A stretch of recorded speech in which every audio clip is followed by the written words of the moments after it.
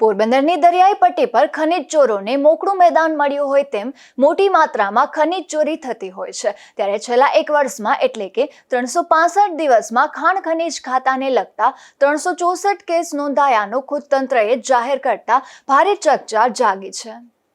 Collector SD ધાનાણીના માર્ગદર્શન હેઠળ ટીમો દ્વારા કેલેન્ડર વર્ષ 2025માં ગેરકાયદેસર ખનીજ ખનન અને વહન સંગ્રહના કુલ 364 કેસોમાં 482.18 લાખની વસૂલાત કરવામાં આવેલ છે, જ્યારે વર્ષ 2024માં 225 કેસમાં 301.41 લાખની વસૂલાત કરવામાં આવેલ છે, જે ગત વર્ષની સરખામણીએ 139 વધુ કેસ તેમજ 180.77 લાખની વસૂલાત કરી સરકારી તિજોરીમાં દંડ પેટે જમા કરાવેલ છે। જ્યારે વર્ષ 2025માં કુલ 23 કેસોમાં સેશન્સ કોર્ટમાં જવાબદાર ઇસમો વિરુદ્ધ ફરિયાદ દાખલ કરવામાં આવેલ છે, તેમજ અધિકારી કર્મચારીની કામગીરીમાં દખલ કરનાર અસામાજિક શખ્સો સામે પોલીસ કેસ, પાસા, તડીપાર સુધીના પગલાં લીધેલ છે। છેલ્લા 2 માસમાં જિલ્લાના ખનીજ વિભાગ તેમજ રેવન્યુ ટીમો દ્વારા પોરબંદર જિલ્લાના વિવિધ સંવેદનશીલ વિસ્તાર કે જ્યાંથી ગેરકાયદેસર ખનીજ ખનન વહનની ફરિયાદો રજૂઆતો આવતી હોય છે,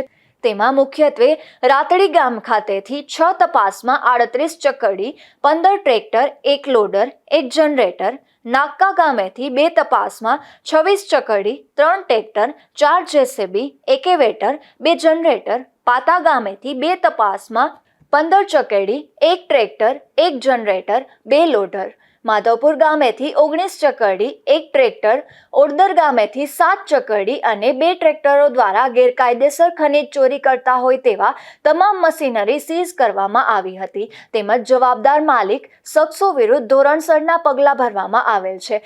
તેમજ આવનાર સમયમાં પણ આવી અસામાજિક ગેરકાયદેસર પ્રવૃત્તિ કરતા શખ્સોને બક્ષવામાં નહીં આવે, તેમજ સરકારની કાયદેસરની રોયલ્ટી, ડિસ્ટ્રિક્ટ મિનરલ્સ ફંડની આવકમાં સતત વધારો થાય તેમાં પ્રયત્નશીલ રહેશે।